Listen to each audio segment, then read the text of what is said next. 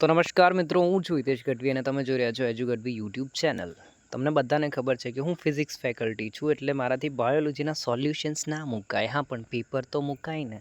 I mean બતાવે તો ખરું કે આવું કંઈક છે, 60 ક્વેશ્ચન્સ છે. તો વિભાગ એની અંદર તમે જોઈ શકો છો બાયોલોજી ધોરણ 11 આવતીકાલે જે પણ એકમ કસોટી લેવાની છે ઓગસ્ટ મહિનાની, એની અંદર તમને આમાં બહુ બધો ફાયદો થઈ શકે છે. તમે જુઓ વિભાગ એની અંદર કોષાંતરીય આયોજન અને પેશી સ્તરીય આયોજનનો ભેદ આપો એવું કંઈક પૂછી શકે છે. યોગ્ય જોડકા જોડવાનું કહી શકે છે. સ્ટેપ બાય સ્ટેપ આ પેપર પણ તમને મળવાનું છે. કયા પ્રાણીમાં સમખંડતા જોવા મળે છે, પછી વાદળીમાં ખાલી જગ્યા પ્રાણી શરીરની બહાર નિકાલ પામે છે, વગેરે વગેરે. MCQનું પણ તમને સમાવેશ છે. ધીરે ધીરે જુઓ, કોઈ ટેન્શન નથી.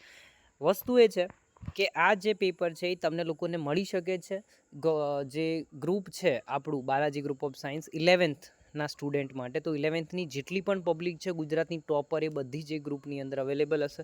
એ બધા સ્ટુડન્ટ્સ તમને દેખાશે કે આપણે કોઈ પણ ક્વેશ્ચન કરીએ તો એ લોકો તરત જ આન્સર આપશે. તો એવું બહુ જબરજસ્ત એક્ટિવ ગ્રુપ છે જેની અંદર તમે પણ આવી શકો છો અને અમારી સાથે પ્રિપરેશન કરી શકો છો. બરાબર. અમે ઓફલાઈન પણ ચલાવીએ છીએ અને ઓનલાઈન પણ ચલાવીએ છીએ, જેમાં ઓનલાઈન સ્ટુડન્ટ્સને હેલ્પ થઈ શકે, ગુજરાતના લાખો વિદ્યાર્થીઓને મદદ કરી શકાય. તો જુઓ, આ પ્રકારનું આ પેપર છે જેમાં કુલ પ્રશ્નો 60 હશે, જેમાંથી તમને 30 માર્ક્સનું પૂછવામાં આવશે. આમાંથી કોઈ પણ 30 માર્ક્સનું પેપર તમારી સ્કૂલમાં સેટ કરી શકે છે. બેઠું પૂછાય એવું જરૂરી નથી. આમાંથી કુલ 30 માર્ક્સનું આવશે. 60 પ્રશ્નોમાંથી 30 માર્ક્સનું પેપર બનશે, યાદ રાખજો. જો વિભાગ બીની અંદર કુલ આટલું. હવે વિભાગ સી છે, તો એમાં જેટલા બધા પ્રશ્નો છે ને એમાંથી ખાલી 3 પ્રશ્નો પૂછાશે. આ તમને આટલા બધા પ્રશ્નો આપેલા છે ને, આમાંથી ખાલી 3 જ પ્રશ્નો વિભાગ સીની અંદર આવશે. જુઓ, વાંચતા વાંચતા જાઓ અને સમજો. એકદળી દ્વિદળી વનસ્પતિમાં મોસ્ટ ઇમ્પોર્ટન્ટ છે ભાઈ, જેના પર રેડ કાર્પેટ બતાવ્યું છે ને એની રચના સમજાવવાની છે. પછી વિભાગ ડી ના જે પ્રશ્નો છે, જુઓ, ઉડ્ડયન અનુકૂલન, પછી કુલ ઉડ્ડયન સમયના શોધી લેતા હોય, કંઈ ફિઝિક્સ નથી. ચલો, આ અલગ મીડિયમ માટે છે, તો અલગ મીડિયમને છોડો.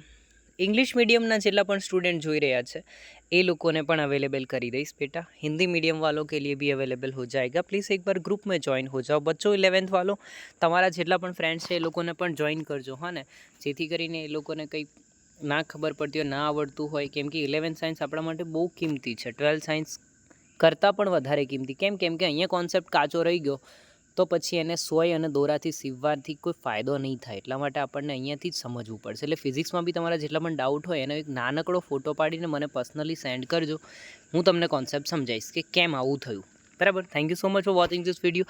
વિડીયો પર ઓછામાં ઓછી 100 લાઇક હશે તો બીજો વિડીયો જરૂર આવશે.